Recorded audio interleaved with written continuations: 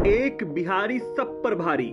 बिहारी पढ़ते बहुत हैं, बिहारी सबसे ज्यादा आईएएस बनते हैं, लेकिन इसमें न तो बिहार के स्कूलों का कोई योगदान और न ही बिहार के कॉलेजों का।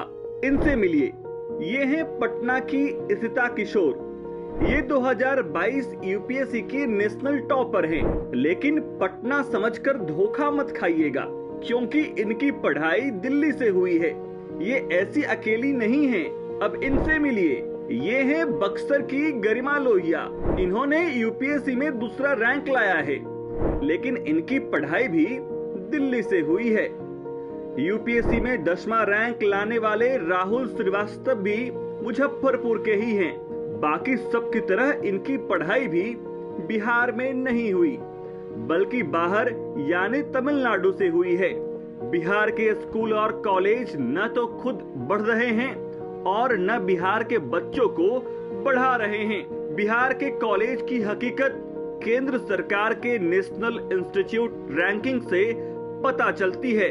2023 की रैंकिंग के अनुसार भारत के टॉप 100 कॉलेजों में बिहार के केवल 5 ही कॉलेज हैं। लेकिन सुशासन बाबू तो कुछ और ही कहते हैं। हम लोगों ने शिक्षा के क्षेत्र के विकास का कितना काम किया, कितना लोग पढ़ता था। लड़की बच्ची कहाँ पढ़ती थी, 5वां के बाद गरीब लोग पढ़ा नहीं पाता था, तो हमने पोशाक योजना, साइकिल योजना, और सब कितने बड़े पैमाने पर हम लड़का लड़की बराबर। आज जो पता चला कि सबसे पीछे है 12.5%, वो अनुसूचित जाति के और मुस्लिम समुदाय के, तो उन लोगों के लिए भी हम लोगों ने काम शुरू करके उनको पढ़ाने का काम किया। लड़कियां जब पढ़ेंगी तभी जो ही प्रश्न दर कितना बढ़ा हुआ, 4.3। अब जो रामकृपाल जी, अब उसी को पढ़ाने से अब प्रश्न दर 4.3 से घट के 2.9 पर आ गया है।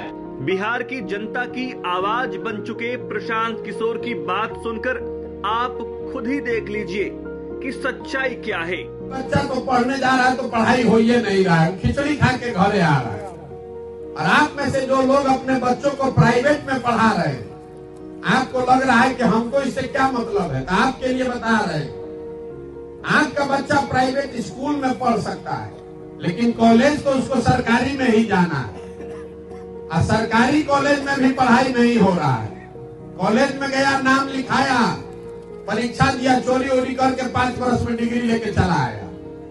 तो पढ़ाई ना स्कूल में हो रहा है ना कॉलेज में हो रहा है। स्कूल में खिचड़ी बटा रहा है, कॉलेज में डिग्री बटा रहा है, पढ़ाई कहीं नहीं हो रहा है। तो जब आपके बच्चे पढ़ेंगे ही नहीं, तो मजदूर नहीं बनेंगे तो डॉक्टर, इंजीनियर, कलेक्टर बनेंगे। इतना बात तो आपको समझ में आना चाहिए। ऐसा नहीं है कि बिहार में पढ़ाई के ऊपर खर्चा नहीं हो रहा है। इस गरीब बिहार में, इसको याद रखिएगा आगे के लिए, इस गरीब बिहार में हर साल आपका हमारा 40,000 करोड़ रुपया, 40,000 करोड़ रुपया खर्च हो रहा है बच्चों के पढ़ाने पर। और पूरा का पूरा इतना भ्रष्टाचार, इतना कुव्यवस्था है कि 40 को बच्चा भी पढ़ के नहीं निकल रहा है। तो पढ़ाई की सुविधा यहाँ है ये नहीं। शून्य की खोज करने वाले बिहार के आर्यभट्ट ने कभी नहीं सोचा होगा कि बिहार की शिक्षा व्यवस्था उनके जीरो को इतने सीरियसली ले लेंगे, खुद को ही जीरो कर लेंगे।